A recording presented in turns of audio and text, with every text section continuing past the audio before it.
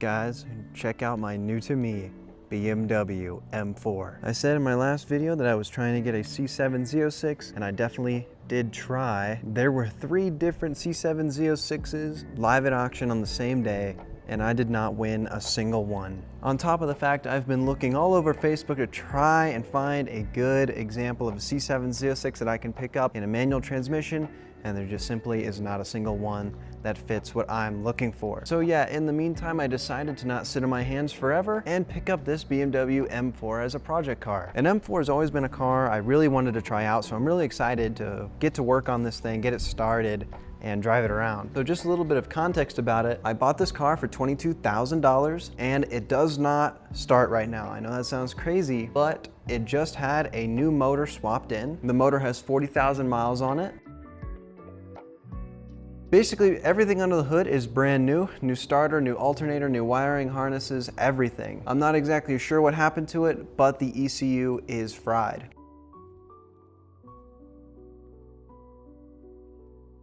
I have a new battery for it on the way in the mail. The lights and everything come on. When I click on the starter, the dash will come on. But I've already ripped out the ECU and it's on its way in the mail to ECU Pros to get diagnosed. I've had this car for less than 48 hours and I've already done a lot to it. I've pretty much ripped off every aero piece and carbon bit on the car except for those side skirts right there. But let me show you guys around. So it's black on tan with some decent interior mods. It has some pretty tasteful carbon bits and these like blue custom buttons, which I quite like.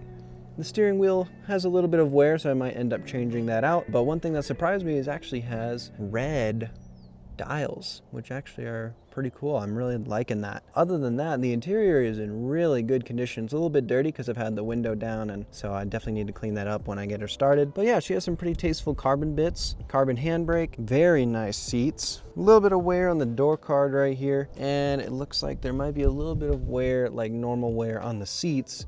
Oh yeah, right here. But that's not really all that bad. So let's pop the hood.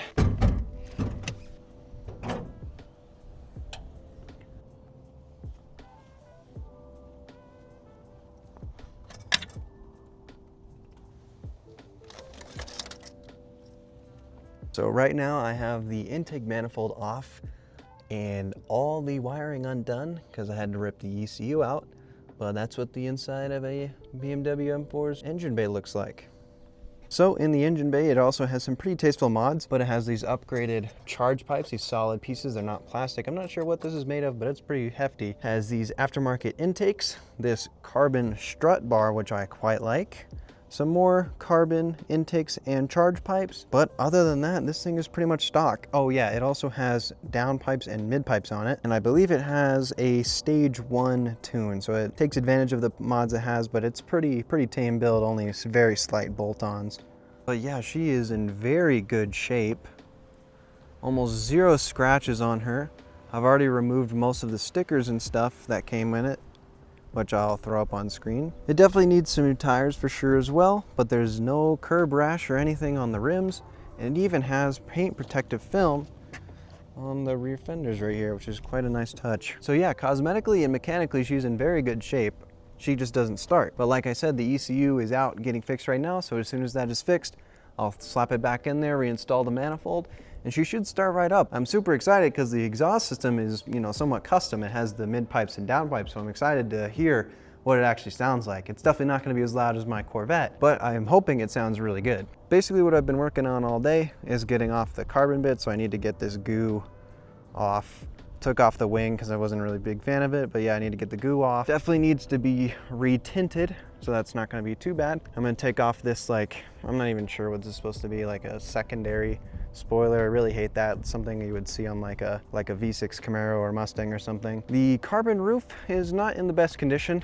This weather stripping is bubbling and peeling, and it's yellowing a little bit, so I definitely need to get that fixed up, but that's not going to be a super expensive job, thankfully. Other than that, the only scratches I could find are on this hood part right here. I'm really not sure why it's so scratched up, but this is the only part of the car that has these scratches, and everything else looks pretty much factory new.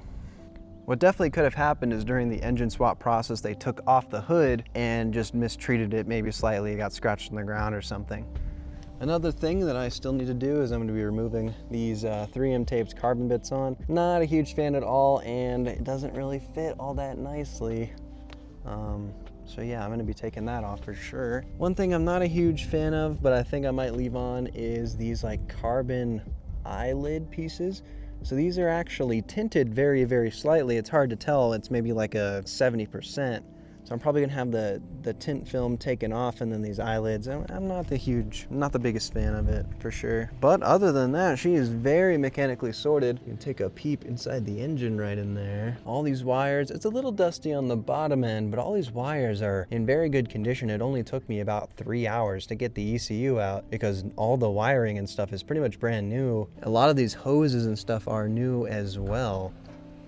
And I think that she has a little bit of a scuff right here. I think that was actually me. I'm not exactly sure where this came from because it wasn't there when I bought it, but I'm not even sure. Okay, yeah, that's not even a scratch. I think that might just be some goo that I left on there accidentally. Other than that, all we have to do to get this thing properly sorted is it's gonna need new tires. These front tires are definitely really cooked. The rear ones are fine, but they're not a performance tire like I would prefer. They're a sport all season, and I usually prefer to just have either a straight up track tire or a summer tire. I don't really like all seasons, especially since I'm gonna be taking this thing on the mountain. I'm gonna be wanting some actual performance tires. Another thing that we have on the to-do list is it needs new tie rods. It only needs a new tie rod on this side, but I'm gonna be doing both of them at the same time. And I'm also going to be doing some brake pads. I'm going to be doing some high performance brake pads. The rotors are actually brand new. They only have about 1,000 miles on them. And I think the brake pads also only have about 1,000 miles on them, but I'm uncertain of the brand, so I'm just going to go ahead and swap them out for some track pads. And it's possible that I end up doing stainless steel brake lines and some higher boiling point fluid before I take this thing on the track.